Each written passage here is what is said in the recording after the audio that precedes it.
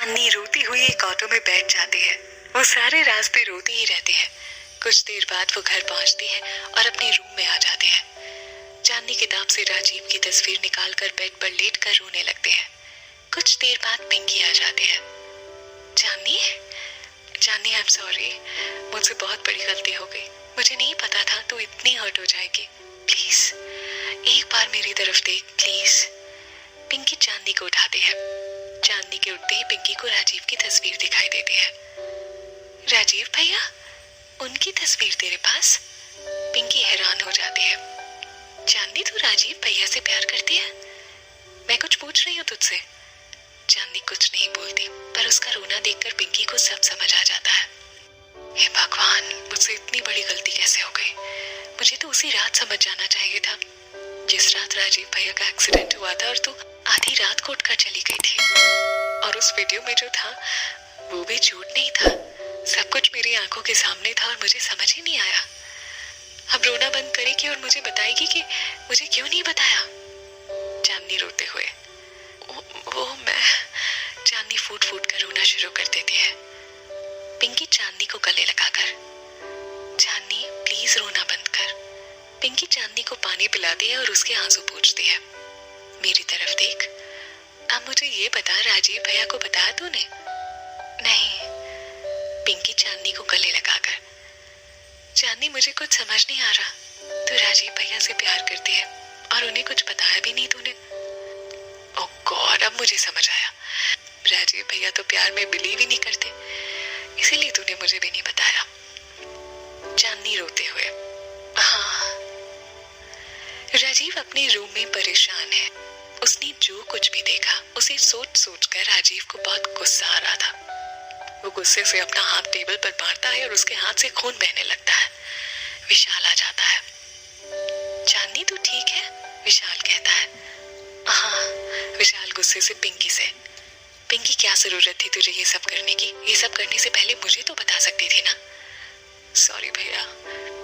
चांदनी, अगर रोनित को पता होता कि तू राजीव से प्यार करती है तो शायद वो ऐसा कभी नहीं करता, विशाल कहता है। पिंकी हैरानी से, आपको पता था? विशाल और चांदनी एक दूसरे को देखने लगते हैं।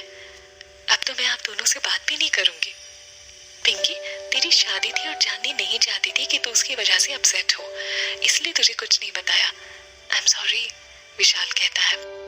चांदनी, मुझे लगता है तुझे राजीव भैया को बता देना चाहिए, पिंकी कहते हैं। नहीं, ऐसा करने से मैं उनकी दोस्ती भी खो दूंगी। विशाल मन में, चांदनी को बताऊं या नहीं कि आज जो हुआ वो राजीव ने भी देखा है। पिंकी, तुझे माँ बुला रही है। जी, मैं थोड़ी देर में आती हूँ। पिंकी चली जाती है। चांदनी, मैं एक कॉल करके आता हूँ। विशाल पिंकी के पीछे जाता है। पिंकी, मेरी बात सुन। जी। चांदनी को ये मत बताना कि राजीव ने भी सब देखा और सुना, वो और ज्यादा परेशान हो जाएगी। ठीक है, नहीं बताऊंगी। माँ तुझे नहीं बुला रही थी, मुझे तुझसे बात करनी थी, तो चांदनी के पास जा, मैं थोड़ी देर में आता हूँ। पिंकी वापस चांदनी के रूम में आ जाती है। तू इतनी जल्दी आ गई? हाँ, इस वक्त तुझे अकेले कैसे छोड़ देती। अब समीर को बता देती हूँ। चांदनी घबरा कर, नहीं पिंकी, तुझे मेरी कसम किसी को कुछ भी मत बताना, प्लीज, समीर को भी नहीं। ठीक है, नहीं बताऊंगी। चांदनी, तू सच में राजीव भैया को कभी नहीं बताएगी क्या? नहीं पिंकी, राजीव बहुत से सपने लेकर इस शहर में आए हैं और आज मैंने महसूस किया कि शायद सोनिया मैम उनके सारे सपने सच करने में उनकी मदद कर सकती है। मैं बस उन्हें खुश देखना चाहती हूँ और कुछ नहीं चाहिए मुझे। मुझसे वो बात कर लेते हैं, मेरे लिए यही बहुत है। एक बात कहूँ? बोल। तू राजीव भैया से बिना किसी स्वार्थ के प्यार करती है और मेरा दिल कहता है कि एक दिन राजीव भैया खुद चलकर तुझसे अपने प्यार का इजहार करेंगे।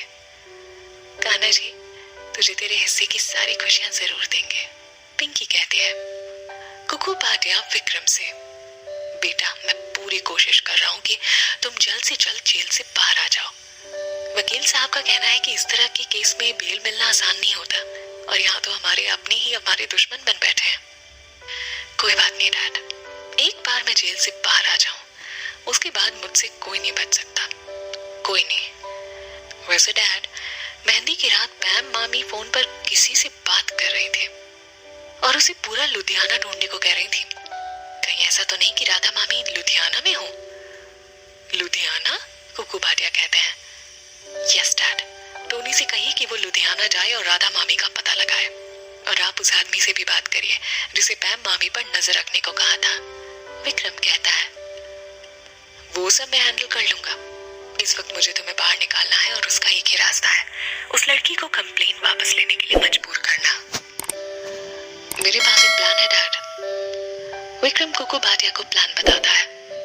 भागे भागे आएगी चांदनी कंप्लेन वापस लेने। कुकू भाटिया मुस्कुराते हुए, अब तुम देखो उस लड़की और उसकी फैमिली का क्या हाल करता हूं मैं। तुम अपना ख्याल रखना, मैं चलता हूँ।